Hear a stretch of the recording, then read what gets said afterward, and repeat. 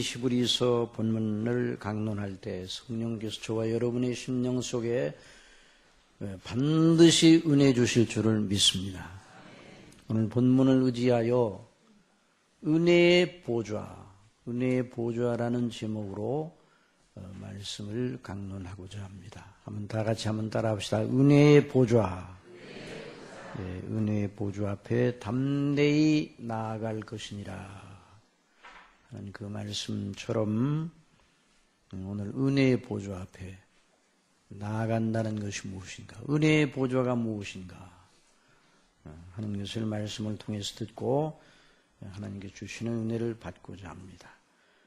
다시 한번, 그러므로 우리가 긍휼하심을 받고 때를 따라 돕는 은혜를 얻기 위하여 은혜의 보좌 앞에 담대히 나아갈 것이니라. 이 말씀은 당시 처음 이 서신을 받았던 히브리 그리스도인, 유대인들로서 예수 그리스도를 구주로 믿는 사람들에게 주신 큰 위로와 격려의 말씀이었습니다. 오늘날 우리에게도 이 말씀은 동등한 위로와 격려의 말씀입니다. 우리가 하나님의 말씀인 성경을 들을 때 오늘 우리에게 주시는 말씀으로 들어야 합니다. 물론 이전에 증거되었던 말씀이지만은, 그래서 기록해 놓았지만은 여전히 하나님의 성령께서 지금도 이 말씀을 강론하게 하심으로 그 강론을 통해서 말씀하고 계십니다. 그래서 믿음으로 그 말씀을 잘 청종하는 사람들에게는 큰 은혜가 임하도록 하시는 것이 하나님의 놀라운 방식입니다. 그래서 성경을 곧이곧대로 강론하는 것이 얼마나 중요한 일인가. 여러분, 예수님께서도 제자들을 3년 동안 가르치셨을 때 어떻게 가르치셨는가? 성경을 강론함으로 가르치셨습니다. 여러분 그렇게 믿고 있죠? 성경을 강론함으로. 또 사도들도 역시 마찬가지입니다. 성경을 강론함으로 그리스도를 증거하였습니다. 정말 하나님께서 지금도 침묵하지 아니하시고 계속 말씀하시는데요. 하나님께서 말씀하시는 양식이 두 가지입니다. 하나는 그 지으신 천지 만물과 역사의 통치와 섭리의 과정을 통해서 지금도 말씀하신다 이렇게 말할 수 있어요. 물론 그걸 잘못 이해를 하게 되면 지금도 계시가 내려지니까 그 음성을 들어야 된다 그런 뜻으로 이해를 하면 안 됩니다. 그건 아니고요. 시편 19편 2절에 보면 날은 날에게 말하고 밤은 밤에게 지식을 전하니 언어가 없고 들리는 소리도 없으나 그 소리가 온 땅에 통하고 그 말씀이 세계 끝까지 이르도다. 하나님이 해를 위하여 하늘의 장막을 베푸셨도다. 우주만상 이 땅의 모든 산들과 바다와 그 위에 존재하는 모든 만물, 피조물들을 통해서 계속 하나님께서는 눈에 보이지 아니하시는 당신의 영광과 능력과 하나님 되신 그 신성을 보여 알게 하십니다. 그래서 역사의 섭리 과정을 통해서 여전히 하나님이 살아계시다는 사실을 분명하게 인식할 수 있도록 하시는 것이에요. 그런데 사람들의 귀가 어두워서 그 소리를 듣지를 못합니다. 자, 하나님께서 그 정하신 뜻대로 일하고 계십니다. 그래서 아버지께서 이제까지 일하시니 나도 일한다. 우리 주님이 말씀하셨습니다. 하나님께서 그 미리 정하시고 일하시는 뜻을 그리고 그 목적을 밝혀 놓으셨어요. 어디에다 밝혀 놓으셨는가? 성경에 밝혀 놓으셨습니다.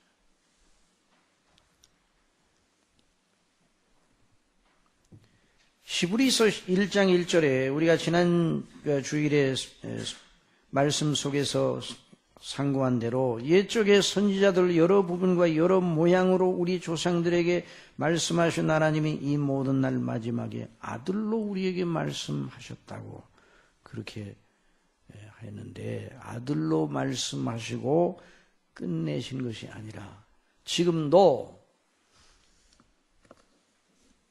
아들로 말씀하셔 이루신 그 놀라우신 뜻을 성경에 기록해 놓으시고 그 말씀을 계속 강론하게 하셔서 지금도 말씀하고 계시는 것입니다. 그래서 성경을 강론하고 성경을 듣는 일은 너무너무 귀한 일입니다. 이제 거듭거듭 강조를 하는데요. 오늘날 이 교회가 하나님의 교회, 이 현대 교회가 문명의 최첨단, 문명의 도구를 가장 크게 누리는 교회라고 할 수가 있어요. 오늘날 현대 교회들이 요즘은 성경 찬송을 가지고 오지 않아도 충분히 예배가 가능한 시대입니다. 성경도 다 띄워주고 찬송도 다 띄워주고 몸만 오세요. 얼마나 편리한 시대인지 모릅니다. 그런데요, 오늘날 현대 교회가 가장 못하고 있는 것이 무엇인가? 2000여 교회사 가운데 가장 뒤떨어진 것이 무엇인가? 성경을 곧이곧대로 강론하지 않고 있다는 것입니다. 세계 교회사나 한국 교회사에 있어서 가장 찬란한 시대는 언제였는가? 성경을 곧이곧대로 강론하던 시대였습니다. 여러분 그것을 생명처럼 붙잡아야 됩니다. 우리 교회의 중심교회가 이 원리를 주님 오실 때까지 붙들기를 바랍니다. 다른 건 다 바뀌어도 이것은 바뀌지 않아요.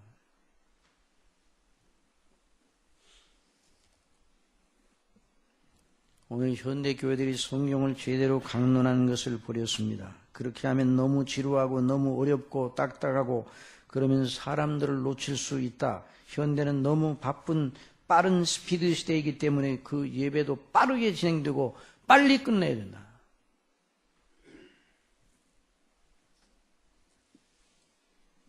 그렇게 하지 못하면 교회가 사람들을 잃을 것이다. 교회는 사람들을 붙잡고 다니려고 사람들을 얻으려고 애를 써서는 안 됩니다. 하나님의 뜻에 순종하려고 애를 써야 합니다. 그러면 그 가운데서 하나님의 놀라운 구원의 역사가 일어나는 거예요. 교회는 사람을 구원하는 것이지 사람을 쫓아가는 것이 아닙니다.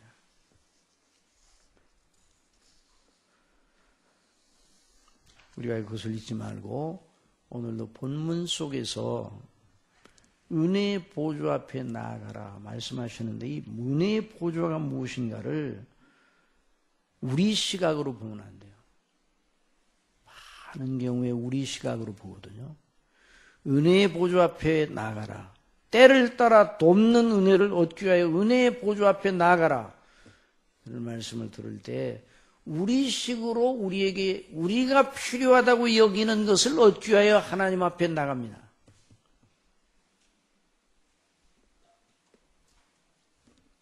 그것은 아니거든요. 우리가 필요하다고 여기는 것을 주시겠다고 약속하신 것이 아니라 하나님께서 보실 때 우리에게 필요하다고 여기시는 것을 주시겠다고 약속하셨습니다. 그 은혜의 보좌 앞에 나아가라. 은혜의 보좌, 이 보좌가 무엇인가? 은혜를 먼저 말하기 전에 보좌가 무엇인가를 알아야 은혜의 보좌의 영광이 어떠한 것인가를 알게 됩니다. 보좌는 왕의 나라의 일을 치리하기 위하여 왕이 나라의 일을 치리하기 위하여 앉아있는 의자를 말하죠. 자, 만조 백관을 그 앞에 세우고 왕이 그 용상에 앉아서 나라의 일을 초결하는 그런 것을 마음속에 연상을 해보십시오. 보좌에 앉은 왕의 입에서 떨어지는 말씀을 청종하고 그 말씀대로 복종하여 실행할 준비를 하기 위해서 그 신하들이 머리를 조아리고 왕의 입에서 떨어지는 말에다가 귀를 기울이고 있어요. 이것이 왕국이죠, 왕국. 이게 보좌라는 말은 왕국 개념입니다, 왕국.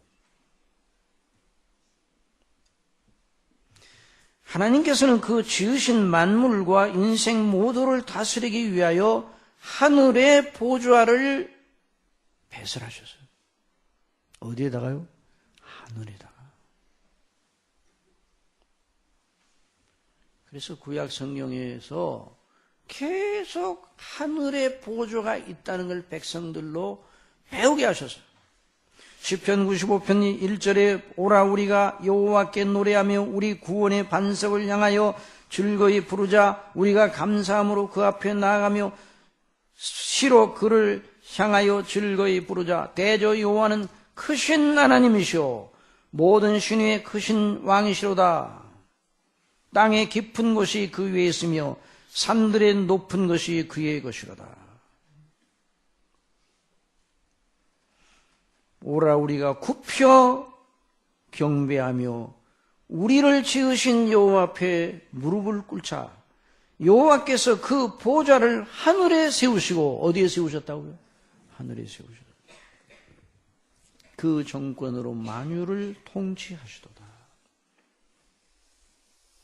우리 주님께서 참새 2마리가 한 아사리온에 팔리는 것이 아니냐?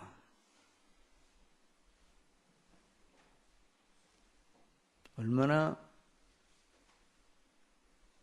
사소하고 하찮아 보이는 일입니까? 우리끼리 있으면 우리가 대단한 것 같습니다. 그런데 바닷가에 있으면 우리가 초라합니까? 대단합니까? 초라해요. 그런데 하늘의 별들을 보세요. 그러면 그 앞에 우리가 얼마나 더 초라한가. 그런데 참새 2마리가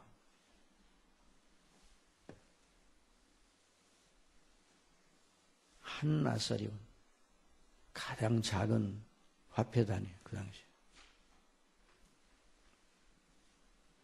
그 팔리고 그 참새를 사간 사람이 그걸 가지고 뭘 하든지 그게 뭐가 그렇게 대단한 일입니까? 새 중에서 아마 참새가 가장 번식률이 높은 것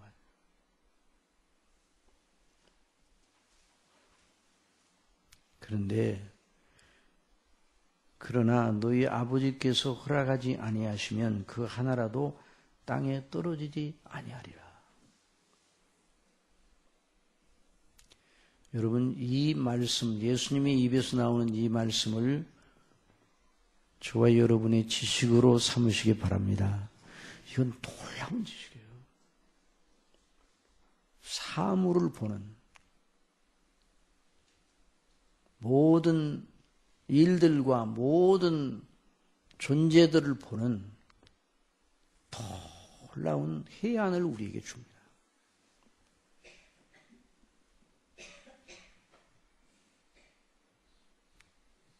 너희에게는 머리털 하나까지 세신다.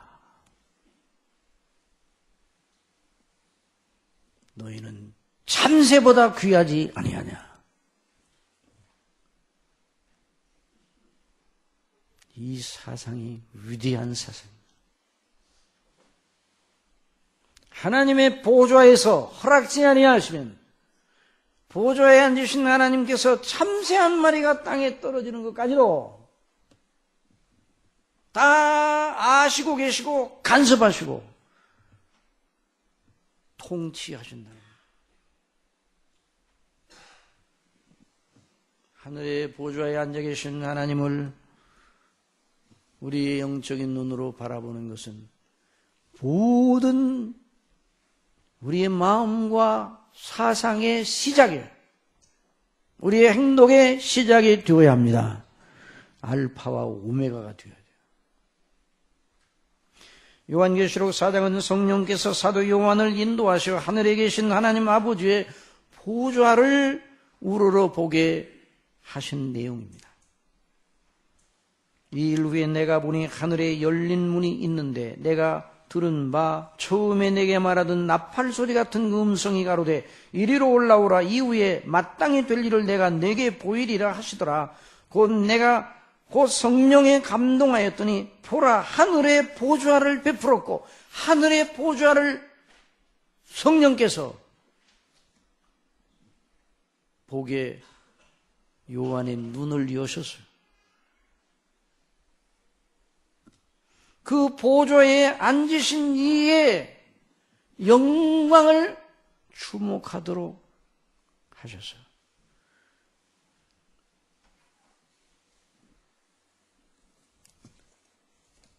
모든 성도들을 대표하여 사도 요한으로 하여금 그 놀라운 계시를 받게 하셨다는 거예요. 사도 바울도 삼층천에 갔다 왔지만 가히 이룰 수 없는 말을 들었다 하시고 그 정도로만 말하고 더 이상 말하지 않았습니다. 하나님께서 사도들에게 계시를 주실 때 어떤 사도는 이런, 어떤 사도는 저런, 그래서 이 성경을 기록하게 하셨는데 같은 복음을 주시기는 했지만은 특별히 하늘의 보좌에 대한 또 하나님이 어떻게 그리스도의 재림의 때까지 이 모든 역사를 주장해 나가실 것인가에 대한 영적인 비밀을 바로 사도 요한을 통해서 알게 하시고 기록하게 하셨어요. 그 보좌에 앉으신 하늘에 계신 하나님 아버지께서 보좌에 앉으신 그 모습을 주목하게 하시는데 그 앉으신 이의 모양이 표곡과 홍보석 같고, 그러니까 여러분이 같다는 말을 주의해야 됩니다. 앉으신 이의 모양이 표곡이요 홍보석이요 이러면 문제가 되는 거죠. 그렇지 아니하고 그 모양이 표곡과 같고 홍보석 같고 무지개가 있어 그 보좌에 둘렸고, 그 보좌에 뭐가 있다고요? 무지개가 있다는. 무지개. 무지개는 뭐의 상징입니까? 언약과 은혜의 상징. 그 모양이 녹보석 같았다. 그 보좌에 둘려 24보좌들이 있고 그 보좌들 위에 24장로들이 흰 옷을 입고, 이 장로들은 누군가? 신구약 시대를 대표하는, 구약 시대 창세 이후 예수님 오실 때까지의 모든 성도들을 대표하는, 구원받은 성도들을 대표하는 장로들 12.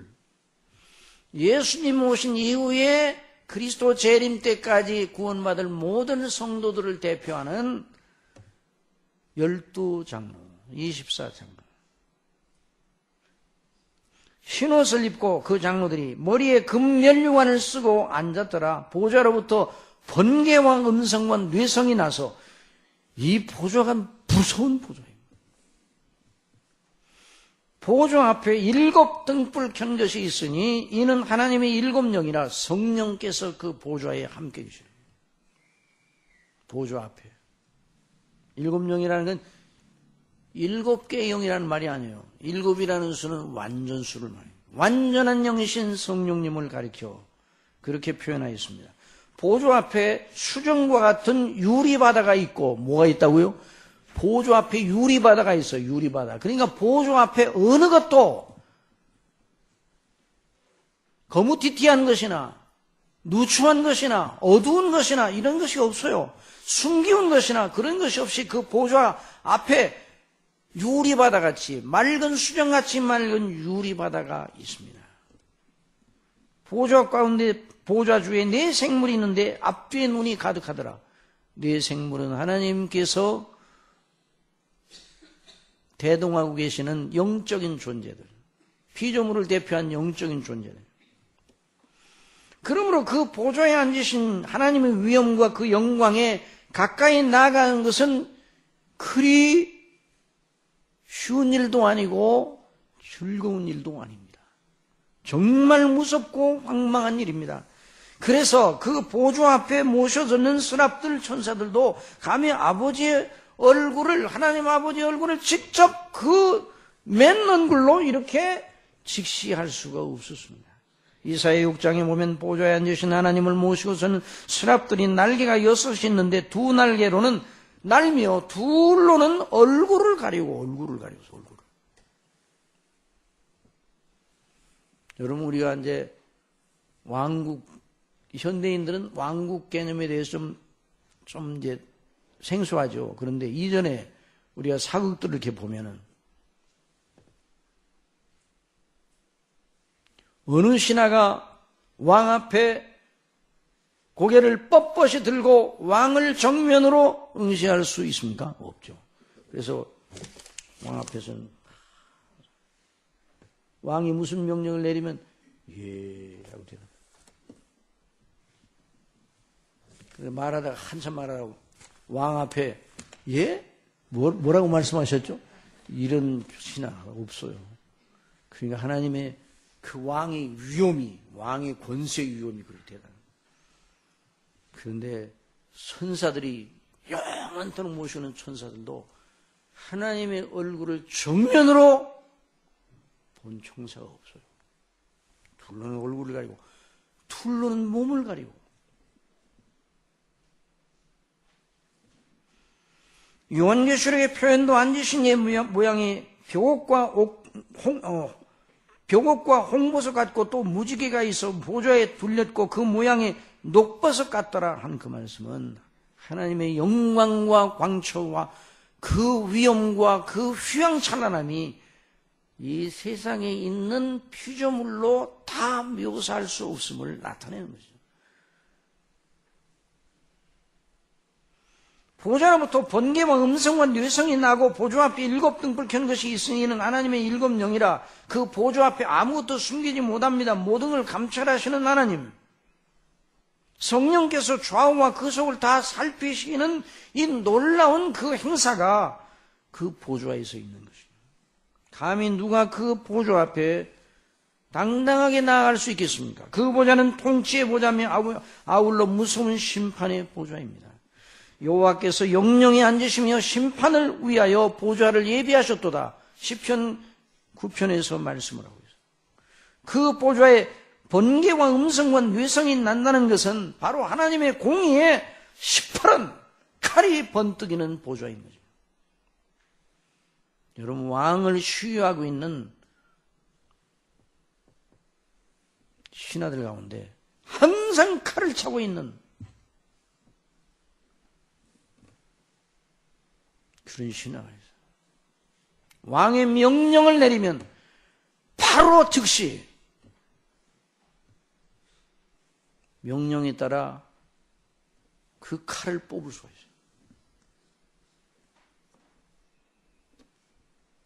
그러니 그 보좌는 그냥 보좌가 아니라 공평과 정의와 거룩으로 받쳐지는 보좌, 하나님의 속성과 완전함을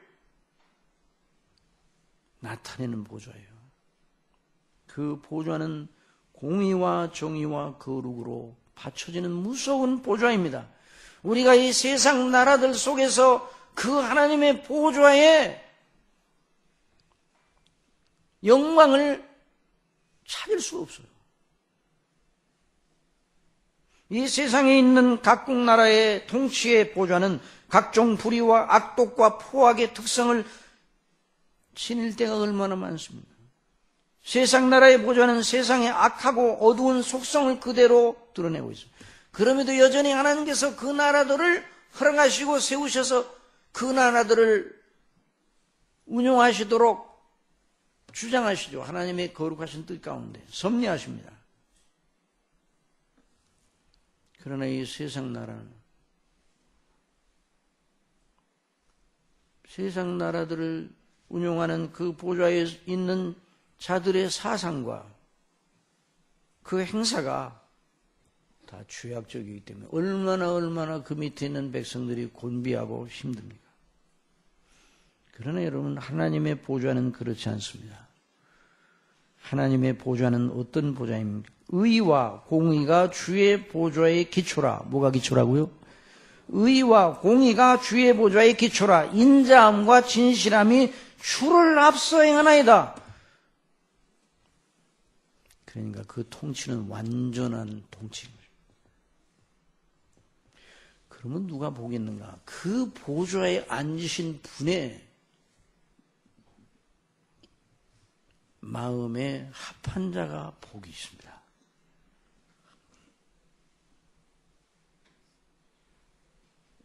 우리가 하나님의 은혜의 보좌를 알기 전에 이 하늘에 있는 그 통치와 심판에 두렵게 한력 없는 보좌를 알아야 합니다. 오늘날 현대 그리스도인들, 저와 여러분을 포함한 모든 현대 그리스도인들이 하나님의 은혜를 너무 자기 수준으로 이해하는 거예요. 하나님의 은혜를 우리 수준으로 이해해요. 그러니까 하나님의 은혜가 값싼 것으로 여겨지는 거예요. 값싼 것으로 여기니까 귀하게 여기지 않죠. 귀하게 여기지 않으니까 사모하지 않습니다. 귀하고 존귀하고 놀랍다, 그렇게 여겨야 그것을 추구하고 사모하고 그것을 빼앗기지 않으려고, 아니 그것을 얻으려고 하는 것이에요. 그래서 우리 예수님이 천국은 침노하는 자의 것이라고 말씀을 했어요. 여러분, 이런 사람이 되도록 은혜를 주시기를 바랍니다. 천국을 침노하는 자, 침노한다는 건 뭐예요? 목숨을 걸고 소유하려고 하는 거 아니에요? 사모하고, 나쁜 의미의 침노는 정말 자기도 괴롭게 하고 남도 괴롭게 하는 거죠. 그 역사 속에 그 영웅이라는 자들이 얼마나 많은 사람들을 곤비케 했어요. 물론 그 뒤에 하나님의 섭리가 있는 것이죠. 하나님께서 그 백성을 벌하려 하실 때, 징벌하려 하실 때 악한 지도자를 주시는 거예요. 로이던즈 목사님은 말하였습니다. 1, 2차 대전, 세계 1, 2차 대전이 일어나 수많은 사람들이 고통을 당했죠. 특별히 서구 사회가 그 일로 얼마나 큰 곤비함을 당하였습니까? 그 일은 하나님을 버린 세대에 대한 하나님의 무서운 징치라고. 전쟁은 가장 무서운 하나님의 징계의 수단 가운데 아닙니다. 마지막으로 하나님께서 드실 때, 매를 드실 때 마지막으로 드시는 것이 전쟁이에요. 여러분, 우리가 그러므로 늘 하나님 앞에 겸비하고 그런 일이 일어나지 않기를 바랍니다.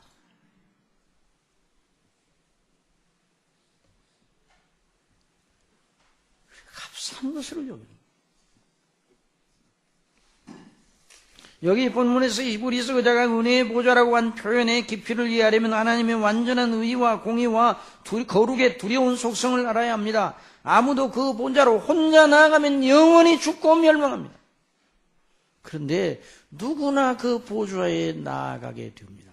우리 인생은 그 하나님의 보좌와 다 연결이 되어 있습니다. 어떤 사람이나 어떤 행로를 걸어가더니 어느 민족, 어느 세대에 살아가든지 어떤 사람, 태어난 모든 사람들이 다 결국 그 보좌 앞에 서게 되는 것입니다. 그러니 보통 문제가 아닙니다. 한 번 죽는 것은 사람에게 정한 것이요 그 후에는 심판이 있으리니, 그 말은 누구든지 죽으면 그 하나님의 보좌 앞에 서서 심판을 받게 된다는 것을 의미합니다. 그것을 피할 자가 없습니다. 그러니 그 보좌 앞에 자기를 위하여 혼자 선다. 아무도 대변할 자가 없이 혼자 선다. 하나님의 공의와 그 거룩의 번개 칼을 맞지 않게 보호할 자 없이 선다. 이건 가공할 일입니다. 그 앞에, 하나님 앞에 누구든지 이 세상에서 몸으로 행한 이 일이 다 기록된 책이 그 앞에 있는 거예요.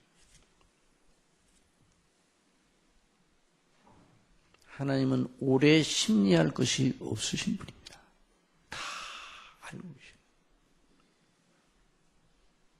시편 130편 기자가 내가 주의 앞을 떠나 어디로 가오리까? 나의 모든 행실을 다 아시는 하나님께서.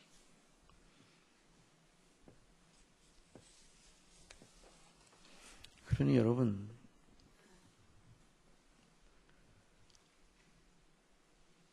그 보좌를 두려워하는 그런 생각을 언제나 잊어서는 안 돼요. 우리가 예수님 믿는 사람들이 먼저 이걸 먼저 생각해요. 그런데 여러분, 놀랍게도 거기 그 보좌 앞에 우리를 가리워주고 보호하고 우리 대신 서서 태어날 중보자가 계십니다. 거기 큰 14절 다 같이 보세요. 시작. 그러므로 우리에게 큰 대제사장이 있으니 승천하신 자 곧 하나님의 아들 예수시라. 우리가 믿는 도리를 굳게 잡으죠. 승천하시 어디 가셨어요? 우리 하나님 아들 우리 주 예수 그리스도께서 승천하시 어디로 가셨냐고요? 그 보좌 옆에 예수님의 보좌가 있어요. 아버지의 보좌 앞에 예수님이 계셔요. 그래서 요한계시록 5장에 보면 어린 양의 보좌가 아버지의 보좌 앞에 있어요.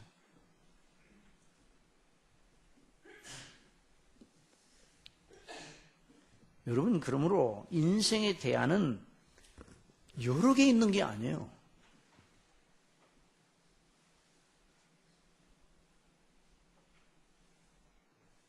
인생의 대안은 하나밖에 없습니다.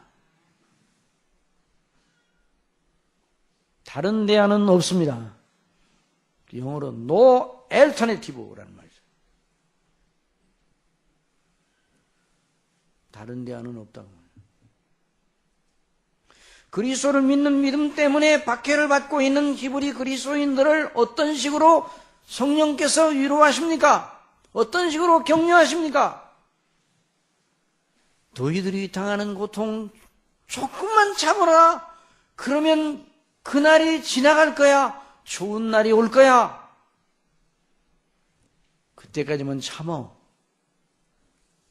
그렇게 하지 아니하시고 승천하신 자, 곧 하나님의 아들 예수, 우리가 믿는 도리, 그분을 믿는 도리를 굳게 잡을지어다. 여러분, 예수님을 믿음으로 말미암아 고난을 받고 박해를 받는 사람들에게 하나님의 위로의 방식은 무엇인가? 예수님을 믿는 것 때문에 박해를 받아요. 그 사람들에게 위로의 방식은 뭔가? 그 믿는 믿음의 도리, 예수님을 굳게 잡으라. 이것이 위로예요. 그러면 그리스도인들에게 위로한다고, 고통당하는 그리스도인들을 위로한다고 다른 것에 대안을 제시하고, 그러면 그건 전부 다 그건 거짓된 위안이에요. 그리스도 밖에 있는 사람들에게는 그리스도를 믿으라고 증거해야 됩니다. 그리스도 안에 있는 사람은 더 그리스도 안에 견고히 서라고 강권해야 됩니다. 그리스도 때문에 고난을 받는 사람들에게 다른 말씀을 하지 아니하시고 믿는 도리를 굳게 잡으라. 우리에게 있는 대제사장 승천하신 자 우리 구주 예수 그리스도를 믿는 도리를 굳게 잡을지어다. 이게 이렇게 말하고 있어요. 이것이 바로 성경적 위로의 방식입니다. 그런데 많은 경우에 오늘 기독교 상담을 한다고 물론 여러 가지 어려운 그런 문제들이 많이 있어요. 그때마다 필요한 대중적인 대안이 없는 건 아니에요. 그런데 그걸로만 끝나는 것이 기독교 상담의 그 원리인가? 아니에요. 기독교 상담의 본질은 무엇인가? 믿는 도리를 굳게 잡게 하는 것입니다. 예수 그리스도를 굳게 잡게 하는 것입니다. 다른 도리가 없어요. 여러분 믿는 여러분들에게 어려움이 있습니까? 어떤 조건과 어떤 환경이 여러분을 고통하게 합니까? 누구든지 다 연약한 가운데 어려움이 있잖아요. 그럴 때 우리가 가장 먼저 취해야 할 것이 무엇인가? 그리스도를 굳게 잡는 것입니다.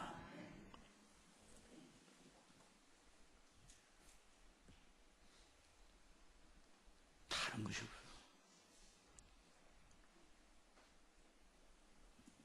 하나님 아버지의 보좌가 서 있습니다. 그 보좌는 무너지지 않습니다. 그리고 우리 주 예수 그리스도 어린 양의 보좌가 바로 그 앞에 그 우편에 있습니다. 그 보좌는 절대로 무너지지 않습니다.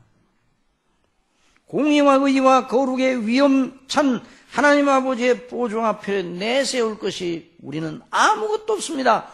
오직 주 예수 그리스도와 그 행하신 일밖에 없습니다.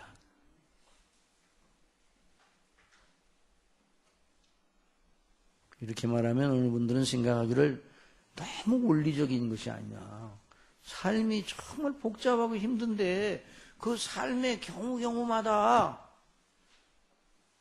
필요한 여러 권고와 위로가 있고 격려가 있지 않은가? 그런데 여러분 성경을 읽어보면요. 그렇게 위로하지 않으세요. 우리 예수님께서 십자가에 못 박혀 죽으시기 전날 밤에 제자들과 마지막 저녁을 드신 다음에 제자들의 마음이 얼마나 불안하고 근심이 쌓였는지 예수님에게 일어날 일에 대한 것을 아직 확실히 나는 모르겠지만 예수님께 일어날 일에 대해서 가장 확실히 한 사람이 있어요. 누군가 여자예요. 누구예요? 마리아예요. 마리아. 마리아는 그걸 알고 며칠 전에 자기가 가진 옥합을 전체를 예수님의 머리에서 몸 전체에 흘러내도록 부었어요. 그러나 남자 제자들은 누가 크냐, 예수님이 나중에 임금님이 되신 하나님 나라를 계속 말씀하시니까 이 왕국이 올 때 누가 크냐 하는 다툼을 하고 있었어요.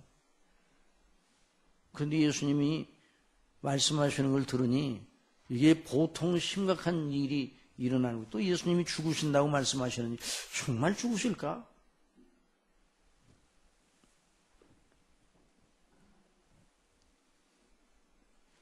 제자들이 근심에 휩싸였습니다.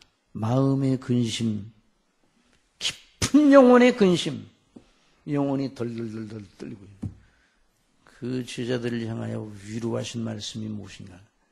한번 더 하시죠. 내 아버지 집에는 거할 것이 많도다. 아니 그게 지상에 있는 백성들에게 위로가 됩니까? 인문학적으로 따지면 그 위로가 되냐고요. 심리학적으로 따지면 위로가 되냐고요. 상담학적으로 따지면 위로가 되냐고요. 그게 그 말씀이 앞뒤가 맞지 아니한 엉뚱한 말씀이 아닌가, 동문서답을 하시는 것 아닌가. 그러나 예수님은 항상 오르십니다.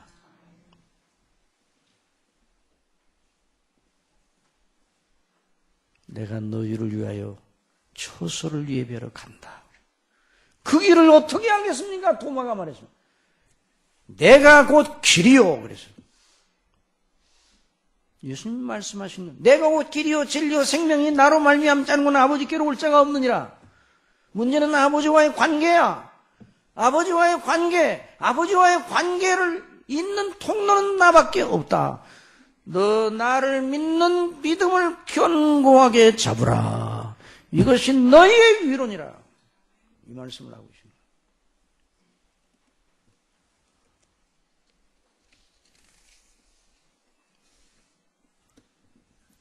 오늘날 현대인들은 너무 영리해요. 오늘날 현대 그리스도인들은 너무 영리하고 너무 지식이 많아요. 너무 섬세하게 지식을 많이 알고 너무 세부적이고 전문화되었어요. 같은 공학을 해도 어느 정도로 전문화되는 거 아니? 바로 옆에 있는 학문에 대해서 잘 몰라. 그 정도로 세분화되었어요. 그런데 오늘 이 시대는 통합성을 몰라요. 통합성, 전체성을 몰라요. 전체성. 상담도 하고 심리학적으로 뭣도 하고 그러는데 하나님과 우리 사이에 그 놀라운 관계를 회복하시는 오직 유일한 대안인 그리스도는 빼놓고 그리스도를 말하기는 하지만 자기 식대로의 그리스도예요.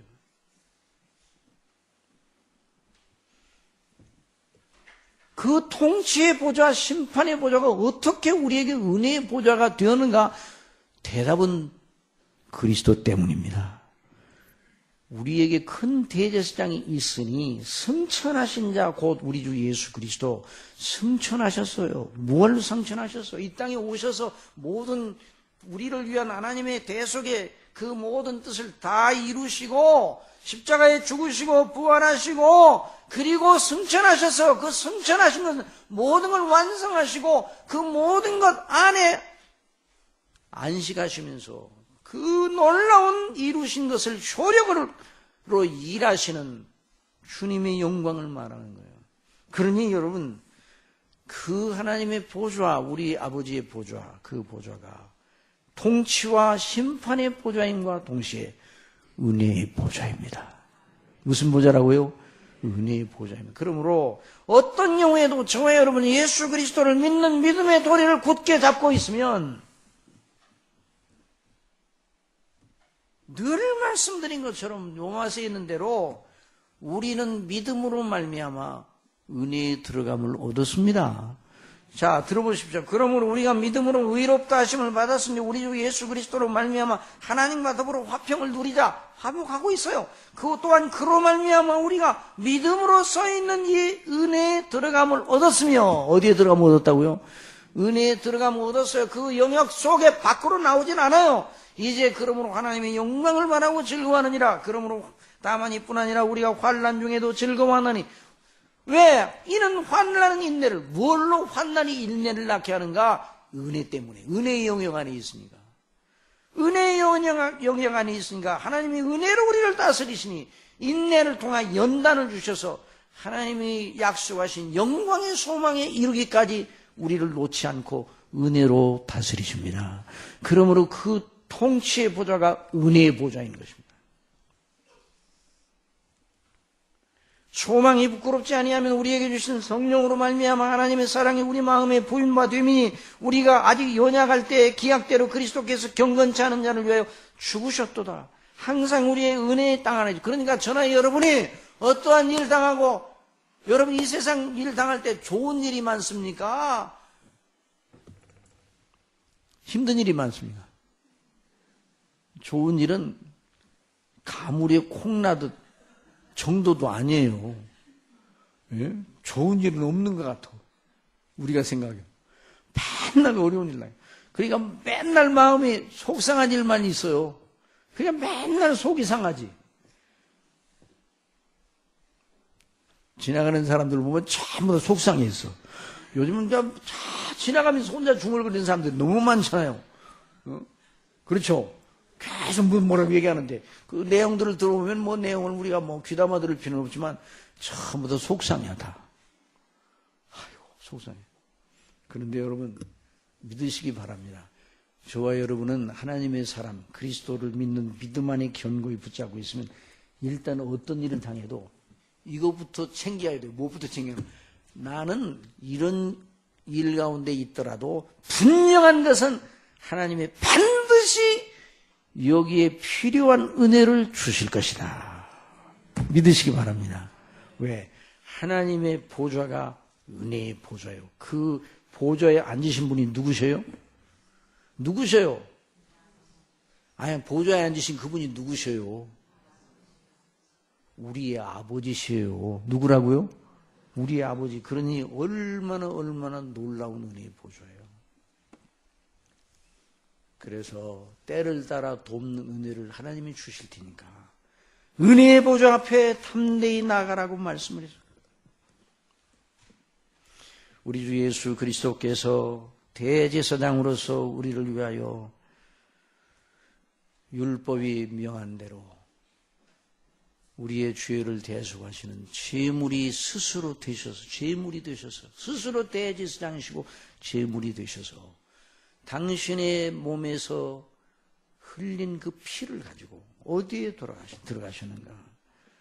이와 같이 그리스도도 많은 사람의 죄를 담당하시려고 단번에 들이신 바 되셨고 구원에 이르기 위하여 죄와 상관없이 자기를 바라는 자들에게 두 번째 나타나시니 그리스도께서는 참 것의 그림자인 손으로 만든 성소에 들어가지 아니하시고 오직 참마늘에 들어가사 이제 우리를 위하여 하나님 앞에 나타나시고 대제사장의 해마다 다른 것의 피로서 성소에 들어가는 것 같이 자주 자기를 드리려고 아니하실지니 우리 예수님이 당신의 피를 가지고 하늘 성소에 들어가셨어요. 그러니 사랑하시는 성도 여러분, 항상 주님이 우리를 위해 해놓으신 그 일을 상기하고 묵상하고 하여튼 아침에 일어나면 그것부터 생각해야 돼요. 하나님 아버지 너무 감사합니다. 나 같은 자를 위하여 예수님 통해서 구원해 주셨다뇨. 그것부터 생각해야 돼요.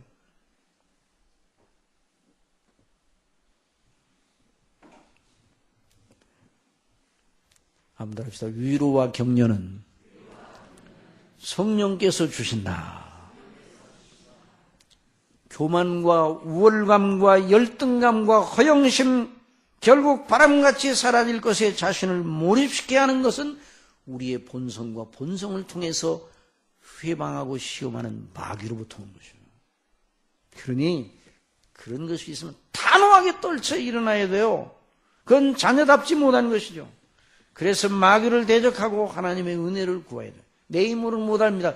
그런데 하나님의 은혜를 구하십시오. 은혜의 보좌 앞에 어떻게 나아가라고요?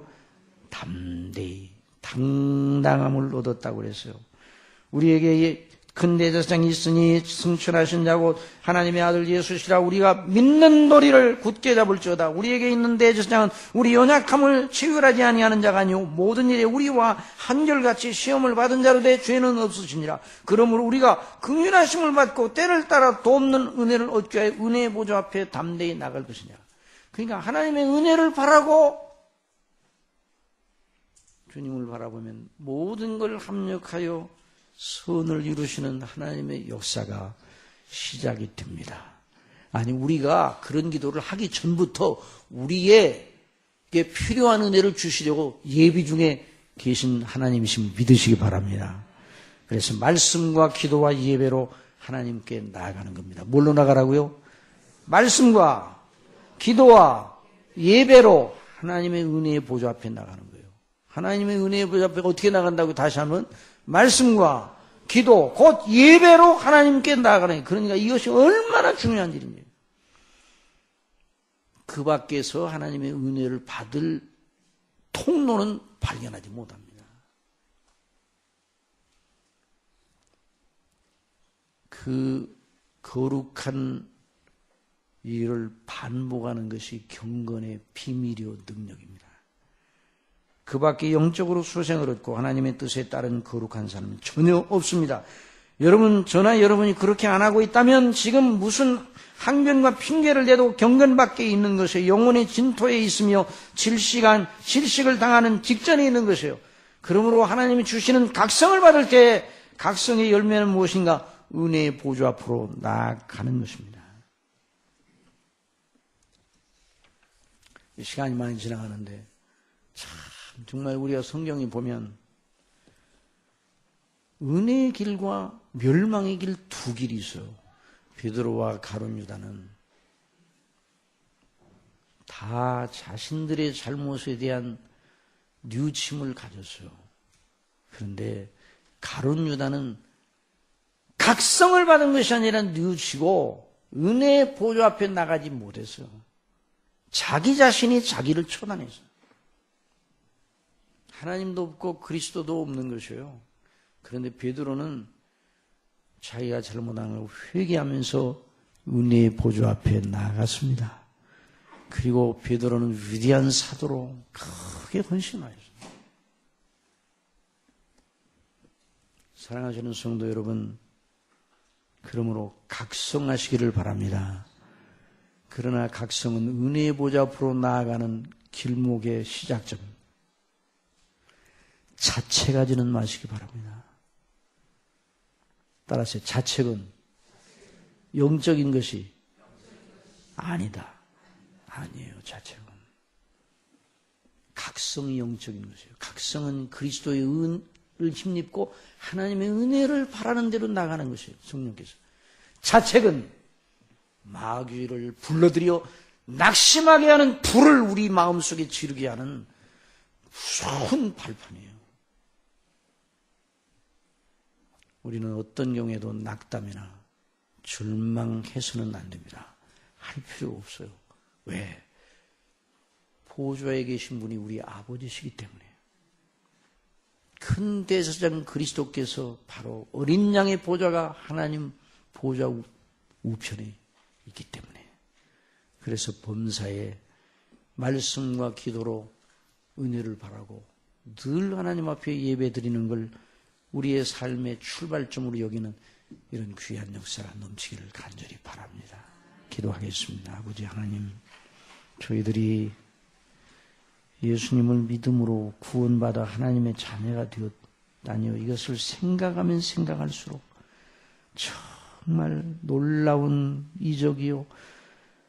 세상 천지가 개벽에도 일어날 수 없는 일, 오직 아버지께서 우리를 주권적으로 택하시고 사랑하셨기 때문에 일어난 일임을 다시 한번 깨닫습니다. 아버지 하나님, 저희들이 얼마나 연약하고 얼마나 허물졌는지 아버지는 아시죠. 그래서 예수님 통해서 우리를 구원해 주시는데 저희들은 그 예수님을 믿는 믿음의 도리를 굳게 잡는 것 말고 다른 대안으로 문제를 해결하려고 할 때가 너무나 많습니다. 아버지 하나님, 불쌍히 여겨주시오. 다른 대안은 없는 줄 알고 믿는 도리를 굳게 잡고 은혜의 보좌 앞에 담대히 나아가 때를 따라 돕는 은혜를 얻어 하나님이 기뻐하시는 자녀로 행하는 저희들이 될 수 있도록 주장하여 주옵소서. 늘 이기는 자들이 되게 하여 주옵소서. 예수님의 이름으로 기도